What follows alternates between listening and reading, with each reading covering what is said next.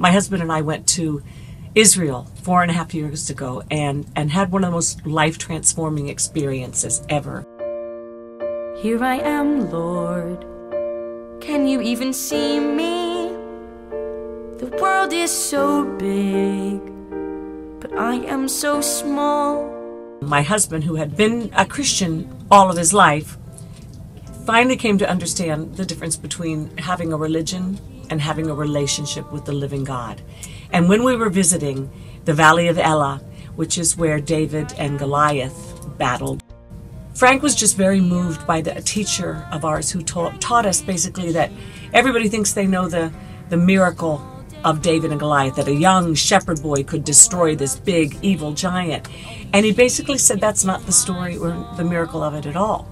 And what he taught us was that any shepherd boy or girl in their own right, by nature of what they did every day, was totally equipped to kill big things, lions, bears, whatever it was. But so David had already done that in his life, but he wasn't afraid because he had a relationship with the living God. Remember, he came to Goliath and said, "You come to me with a sword, but I come before you in the name of the living God of Israel, whom you've defied." And so that's the real miracle of our story. We came back with stones, a stone for our daughter, a stone for our son, and 2 stones for us. That's all we came back with from this amazing, amazing trip. And years later, a friend of ours, Mark Cabanis, who's also producing this with us, said, "You know what?" Oh, and it was Ken Harding as well, who said, "Have you ever thought about making this into a little musical?" And Mark is such a good friend and is such a dear guy, and he invited us to Nashville. We came to Nashville and met with the president of New Haven Records, Ken Harding, and we decided to create something together that was a recording. And the idea came from a song that Kathie and I wrote. We had originally written a little song called "What Is Your Stone?" About the life of David, which became our central theme in our musical. What is your stone? Where will you throw it? So we wrote this wonderful song, which is about David and Goliath, and decided with Mark and with Ken to develop that into a David and Goliath album that would tell the entire story, set around What Is Your Stone? And the rest was just a matter of following the biblical account, putting in a song where I felt like the Lord wanted me to have somebody sing. So grab your stone and throw it well. You got your very own story to tell. And the fun thing was, I realized in the process that there were no women roles in this all-male extravaganza. What Kathie realized was that in the story of David and Goliath, there are no women. So she very cleverly decided that, we'll have a little Greek chorus, a little sheep chorus that will follow David around and help tell the story. David was a shepherd. Let's have a whole bunch of sheep, and girls can play them when they're in the church or the synagogue productions that we hope people will do. So all of a sudden, I figured out maybe the narrator of the thing should be a sheep. And so I decided to name her Sheba. And she talks like this a little bit. And she's very impatient because she's got a big story to tell. And where are her peeps? Where are her peeps? Actually, her sheeps. Because they're always late, never on time. At the same time, the fierce army of the Philistines had been camped at the Valley of Elah for 40 days. And so I wrote sheep songs, and there is a little bit of flatulence involved. I gotta warn you, because sheep do that. This project has been so much fun at so many moments. It's hard to pinpoint a particular production highlight, but I have to say, being up in Connecticut when we recorded a lot of the vocals and voiceovers right outside of New York City in Kathie Lee Gifford's studio was just a blast to work with so many very talented people. Somebody get me someone who can actually sing and soothe my tormented soul. Come on, people, get me someone who can play the harp. The harp? We have several special guests. It's kind of great because we actually got Regis Philbin to be a main character, and he's so funny and he's so dry and lovely. This is a beautiful guy. Everything you see of him on television, that's who he is. Just like Kathie. I'm a shepherd boy, young David by name. Yeah. David, I'm getting very worried about this war with the Philistines. Take this bread and cheese and run to your brothers at King Saul's camp. See how they are, and bring me news of them. Oh, and of course, our little David, who is Aidan Gemay, starred in Finding Neverland.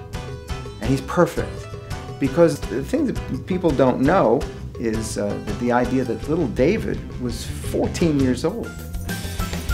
So we got a 14-year-old, had that beautiful innocence that he portrays, a lovely voice, good actor. And we're alive, and it cures our every breath. Staying alive. He's there. So that was so much fun. Being here in Nashville with the A-level, top-of-the-line musicians who played on the soundtrack.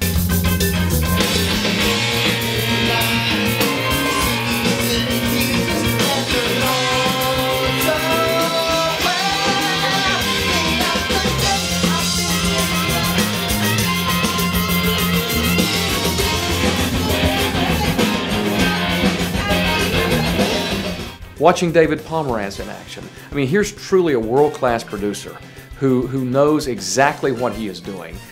I'm particularly excited about this project because it's a combination of musical theater and rock and roll, and a story for children, a story for families. Kathie Lee and David and I, we talked and looked at the script several times and said, okay, now, are we striking the right tone? Are we striking the right balance to appeal to, young children, 5-year-olds, 6-year-olds, as well as older adolescents? And I think we've accomplished that, I really do.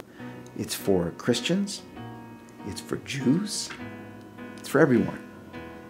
And again, it tells the story, our story as humans, as humanity, of what we face daily, every day. And that's a very exciting and worthwhile message, I think, to tell. I am the Lord your God. I believe it. The concept is wonderful, but to think that more children, new children, might be introduced to this story with a slightly different approach to it. I think it's a beautiful representation of the story of David and Goliath as well, because here's David, having to go and face many giants, just like Kathie Lee has had to do. And in the end, he knows his worth, he knows his purpose, and he walks it out, and all of humanity is changed because of it. It's the same type of boldness that Kathie Lee carries. So I'm super excited about this. It's gonna be really special. I encourage each of you watching this to keep a keen eye out for this great project, and I just wanted to send, on behalf of Luke and myself, to Kathie Lee and the whole team, job well done. Keep fighting the good fight. What is your stone? Where will you throw it? Everyone has an opportunity, just like little David did, to face a bigger foe and defeat it and come through it. To use the God's strength to overcome obstacles.